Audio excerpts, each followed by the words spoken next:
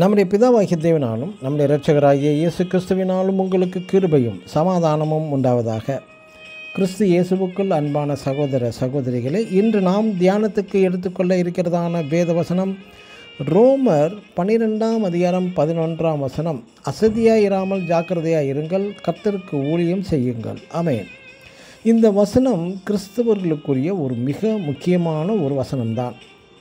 நாம் கிபி 16ஆம் நூற்றாண்டில் வாழ்ந்ததான ரோமன் கத்தோலிக்கு எதிராக புரொட்டஸ்ட் செய்து வெளியேறிய ரெவரண்ட் ஃபாதர் மார்ட்டின் லூதர் பற்றி தெரியாதவர்களே இருக்க முடியாது.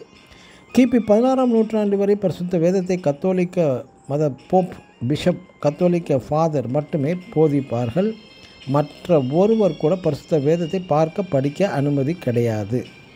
கிபி 1515 இந்த ரெவரண்ட் ஃபாதர் மார்ட்டின் லூதர் ஜெர்மனியில் உள்ள விட்டன்ஸ்பர்க் யூனிவர்சிட்டியில் ஒரு நல்ல பிரீஸ்டாகவும் கல்லூரி பேராசிரியராகவும் பணியாற்றி வந்தார். அந்த சமயத்தில் கத்தோலிக்க தலைமையிட ஆலய பணிக்கு பணம் தேவைப்பட்டதினால் பணம் வசூலிக்கப்பட்டது.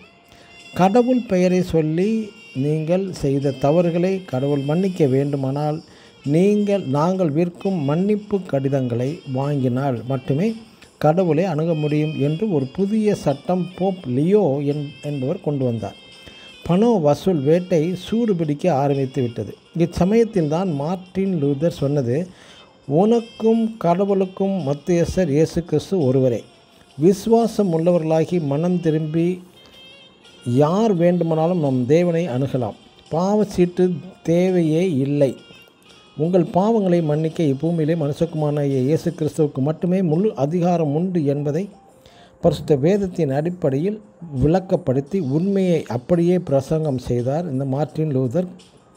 பிறகு ஒரு துண்டு பிரசாரங்களை புஸ்தகத்தின் மூலமாக ரோம அரசுக்கு எதிராக வெளியிட்டார்.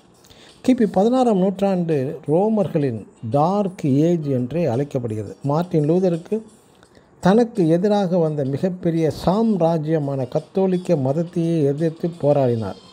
இவர் எழுதிய புஸ்தகங்களில் ஒன்று கோடிட்டு குறிப்பிடப்பட்டுள்ளது.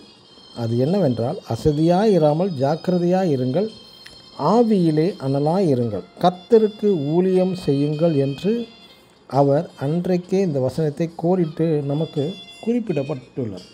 ஆமென். God bless you.